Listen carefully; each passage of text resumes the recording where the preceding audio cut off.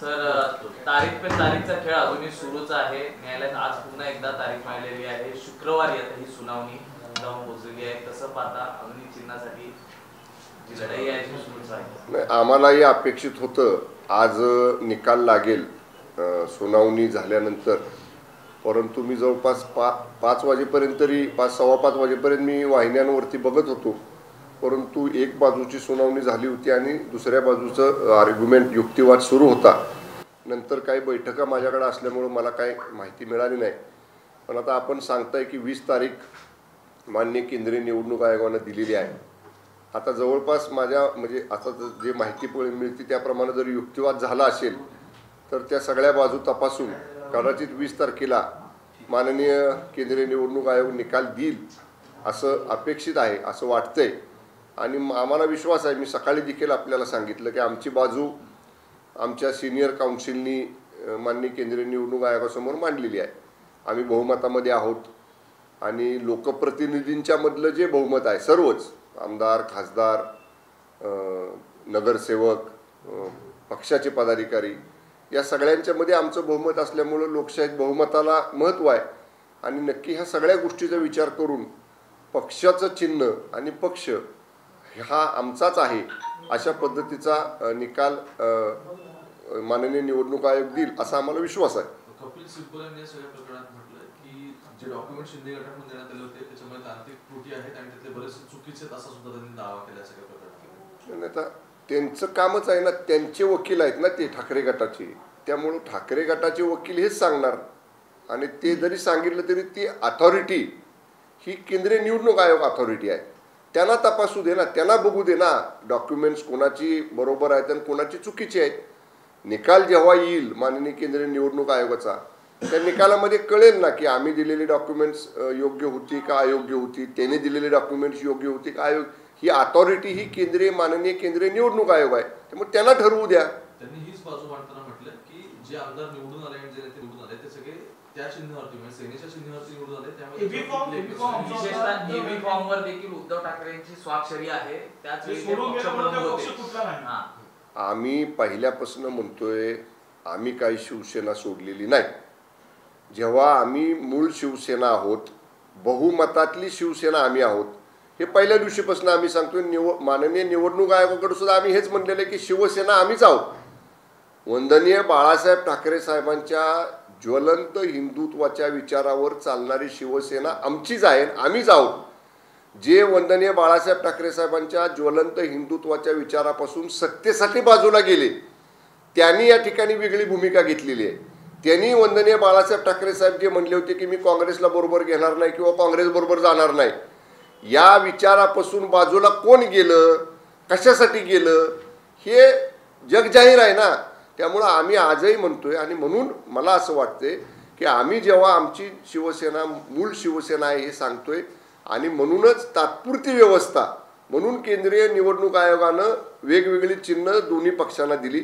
आता कागदपत्र तपासून बाकी सगळ्या कायदेशीर बाबी तपासून मी एकच म्हणतोय माननीय केंद्रीय निवडणूक आयोगाला त्यांचा निकाल देऊ द्या। त्यांच्या निकालामध्ये जी अथॉरिटी आहे हे ठरवायचे अधिकार कुणाला आहेत, घटनेनं दिलेले, कायद्यानं दिलेले माननीय केंद्रीय निवडणूक आयोगाला आहेत। मग त्यांना ह्या सगळ्या बाजू कायदा तपासून, नियम तपासून, त्यांच्यासमोर दिलेले डॉक्युमेंट्स तपासून त्यांना त्यांचा निर्णय घेऊ द्यात। तो निर्णय माननीय निवडणूक आयोगाचा आल्यानंतर याच्यावर अधिक बोलणं योग्य होईल। शिंदे गट वास्तव नाही तर ती मिथ्या आहे, काल्पनिक आहे असं सुद्धा दावा करतात। कोण? ठाकरे गट। त्यांचं कामच आहे हो, मी पहिल्यापासून सांगतोय त्यांचं कामच आहे आमच्यावर टीका करायची। त्यांना दुसरं काही सुचत नाही, दुसरं काही दिसत नाही। कारण आता त्याला सामान्यातल्या सामान्य माणूस विचारायला लागलाय। 2.5 वर्ष ज्यांच्या विरोधात तुम्ही मतं मागितली, ज्या युतीच्या नावावर तुम्ही मतं मागितली, शिवसेना भारतीय जनता पक्षाच्या, एका बाजूला मोदी साहेबांचा फोटो, एका बाजूला वंदनीय बाळासाहेब ठाकरे साहेबांचा फोटो, ही चिन्ह लावून या नेत्यांची नावं घेऊन आपण मतं मागितली 2019ला आणि सत्तेसाठी तुम्ही त्यांच्यापासून बाजूला गेला। हे सामान्य लोक त्यांना विचारतात। आता आम्ही तर विचारतच होतो, पण सामान्य माणसं विचारतात, त्याचं उत्तर अगोदर द्या म्हणावं तुम्ही।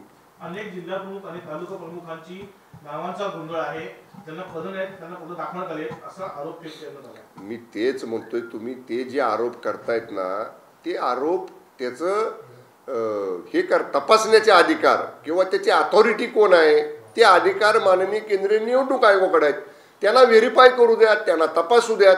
त्यांना जर माननीय केंद्रीय निवडणूक आयोगाला जर त्याच्याबद्दल काय अधिक माहिती पाहिजे असेल तर ते आमच्याकडे मागतील, आम्ही देऊ. आमच्याकडे सगळी माहिती आहे. आम्ही वेळोवेळी सांगतोय, बहुमतात आम्ही आहे, आजही बहुमतात आम्हीच आहोत. आणि मूळ शिवसेना वंदनीय बाळासाहेब ठाकरे साहेबांची ही शिवसेना ही आमचीच आहे. आणि म्हणूनच बाळासाहेबांची शिवसेना हे नाव आम्हाला मिळालेलं आहे. त्यामुळं आम्ही वंदनीय बाळासाहेब ठाकरे साहेबांच्या विचारावर कालही चालत होतो, आजही चाललोय आणि उद्याही चालत राहणार आहे. आदित्य ठाकरेंनी एक ट्विट केलेलं आहे. मुंबईतल्या हवेच्या गुणवत्तेबाबत त्यांनी चिंता व्यक्त केलेली आहे आणि हवेची पातळी खालवत असताना सरकारकडनं कुठल्याही उपाययोजना केल्या जात नाहीत, असं त्यांनी थेट ट्विटच्या माध्यमातून आरोप केलेले आहेत. सरकारचं काम करतं आहे. हा निसर्ग आहे. नैसर्गिक हवामानातल्या बदलामुळं ज्या काही गोष्टी घडतात, आपल्याच मुंबईत नाही तर सगळीकडे ते होतंय.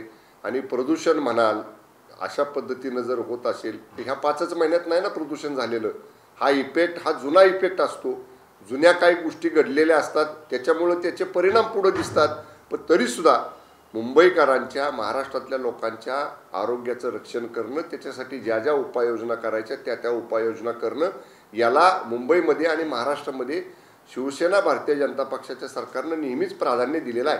सर, गावातला मुख्यमंत्री गेलेले आहेत, अनेक उद्योगधंदे येण्याची शक्यता आहे, काय कसं होतं? मी सकाळी याच्यावर बोललेलो आहे.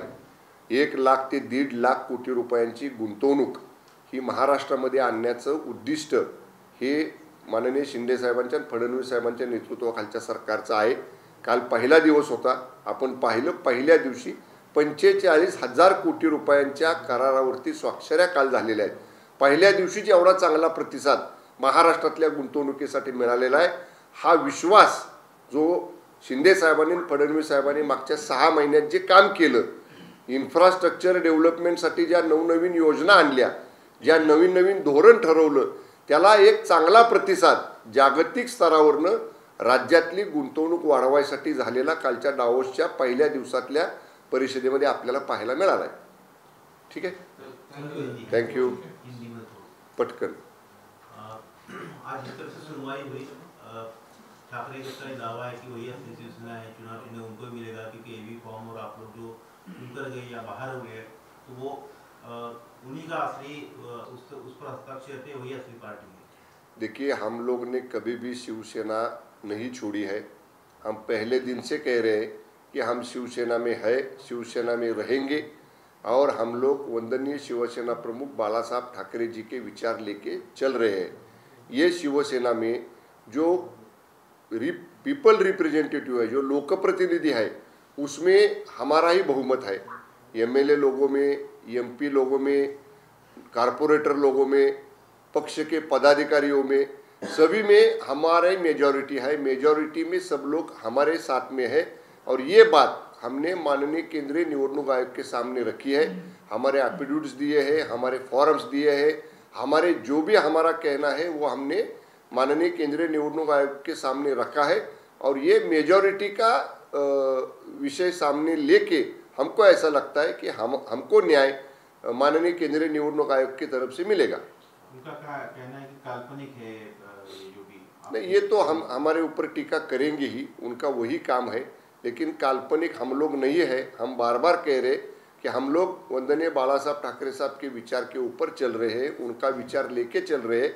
उनके विचार से अलग काम जिन्होंने पिछले 2.5-3 साल में किया, उनको ये जवाब देना है कि जो वंदनीय बाला साहब ठाकरे साहब कह रहे थे कि कभी कांग्रेस के साथ में नहीं जाएंगे, कभी कांग्रेस को साथ में नहीं लेंगे, उसके अगेंस्ट का काम ये ठाकरे गट ने किया. ये अभी इसके ऊपर अगर हम लोग गौर करें तो बाला साहब ठाकरे साहब के विचार से बाजू में कौन गया, ये बात देखने के बाद क्लियर होता है. दूसरी बात है कि आदित्य ठाकरे कल कह रहे थे कि कंक्रीट की सड़कें बनेंगी तो जोशीमठ बन जाएगा, मुंबई पानी में डूब जाएगा. उनका ये दावा आपको कैसे लग रहा है? देखिए, अभी जो रोड्स है, ये रोड्स में हम सब लोग मुंबई में देखते हैं कि बारिश में उसके खड्डे बुझाने का काम होता है. और अगली बारिश में फिर से खड्डे आके रास्ता ब्लॉक हो जाता है, एक्सीडेंट हो जाते हैं। इसके ऊपर एक परमानेंट सॉल्यूशन निकालने के लिए अभी के कॉरपोरेशन के एडमिनिस्ट्रेटर ने ये डिसीजन लिया कि कंक्रीट के रास्ते अगर बन जाए तो उसका लाइफ ज़्यादा रहता है और उसके ऊपर खड्डे नहीं होते। इसीलिए मुंबई करों का सुरक्षा ध्यान में रखते हुए मुंबई के लोगों के लिए ट्रैफिक जाम का और वाटर ब्लॉकेज का सामना न करना पड़े, इसलिए ये कॉरपोरेशन ने अभी कंक्रीट रास्ते बनाने का काम किया है। ऐसा कोई भी नहीं होगा कि जिसकी वजह से मुंबई करों को तकलीफ होगा और मुंबई करों को किसी तकलीफ का सामना करना पड़ेगा। ऐसा कोई भी काम महाराष्ट्र की सरकार मुंबई में नहीं करेगी। नहीं, उनका जो दावा है कि कंक्रीट की सड़कें बनेंगी तो जोशीमठ बन जाएगा। नहीं, क्या जोशीमठ क्या बने? कंक्रीट की सड़कें तो मजबूत होती है ना। कंक्रीट की सड़कें अगर बनी, जहां अभी डांबर है वही निकाल के वहां कंक्रीट बनने वाला है, कोई नया दूसरा कंक्रीट नहीं बनने वाला है। जो डांबर रोड है जिसकी वजह से खड्डे ज़्यादा पड़ते हैं बारिश के और वो क्वालिटी का वर्क नहीं होता था, इसीलिए अभी क्वालिटी का काम हो रहा है।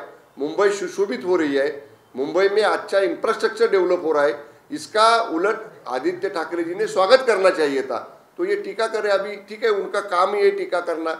अगर मुंबई करों का हित होता है, मुंबई डेवलप होती है, मुंबई में अच्छा इंफ्रास्ट्रक्चर, लॉन्ग लास्टिंग इंफ्रास्ट्रक्चर बनता है, तो इसके ऊपर अगर आदित्य जी टीका करते हैं तो अभी मुंबई करों ने इसके ऊपर सोचना चाहिए कि मुंबई में डेवलपमेंट करने के काम के ऊपर भी अगर आदित्य जी टीका करते हैं तो इसके बारे में मुंबई करों ने अभी सोचना चाहिए।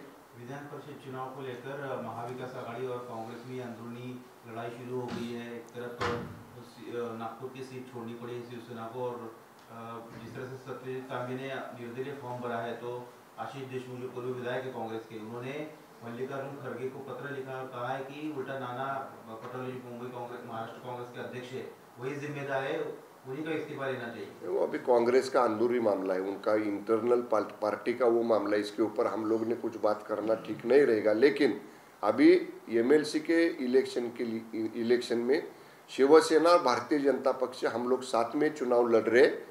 अभी सीएम साहब ने भी दावोस जाने के पहले कहा था कि ये इलेक्शन में भी हमारी युति है और हमारी बाळासाहेबांची शिवसेना और भारतीय जनता पक्ष के जो भी उम्मीदवार है उनको जिताने के लिए हम पूरी ताकत लगा के ज़्यादा से ज़्यादा सीटें इसमें हम हमारी शिवसेना भारतीय जनता पक्ष की युति की विजय करने के लिए हम लोग काम करेंगे। तो ये तो आसान हो जाएगी जिस तरह से तीनों पार्टी आपस में लड़ रही है। अभी देखो आप ही देखो, उनमें अगर एकमत नहीं है, जो लोग खाली सत्ता के लिए 2019 में साथ में आए थे, अभी सत्ता जाने के बाद उन लोगों में कैसा काम चल रहा है ये आप लोग देख रहे हैं। हम उसके बारे में कुछ नहीं कहेंगे, लेकिन हमारी ज़्यादा सीटें जितवाने के लिए हम पूरी ताकत लगा के मेहनत से हम लोग काम करेंगे। सर, आघाडीमध्ये बिघाडी होतं जसं मराठी विधान परिषद निवडणुकीमध्ये कसं बघता? तो त्यांचा आघाडीतला प्रश्न आहे।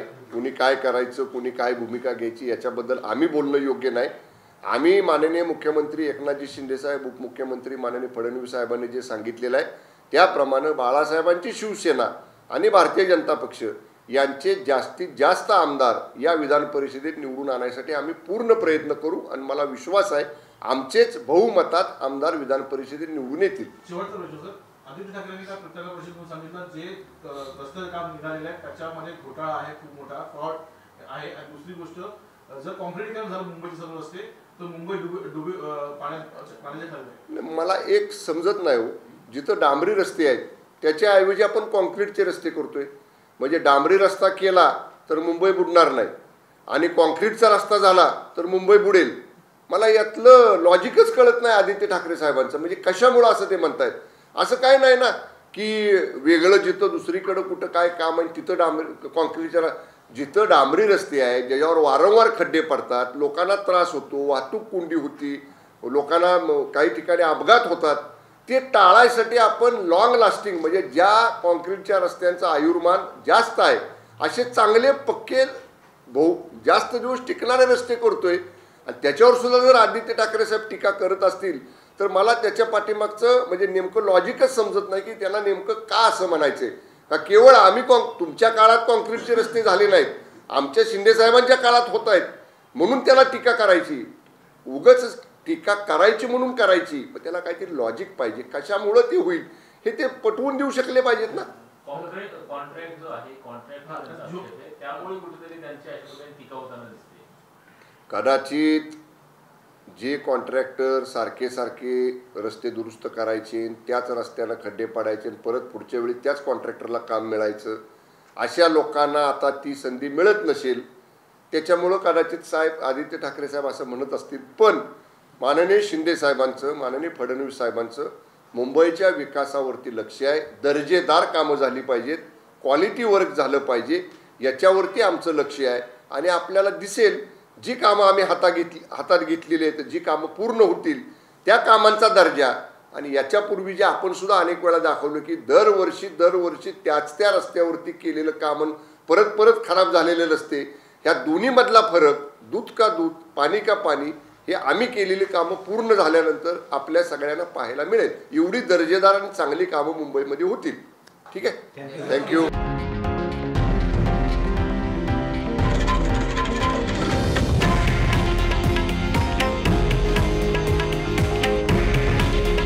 हे आहे देशातील नंबर 1 न्यूज नेटवर्क आणि आपण पाहत आहात TV9 मराठी.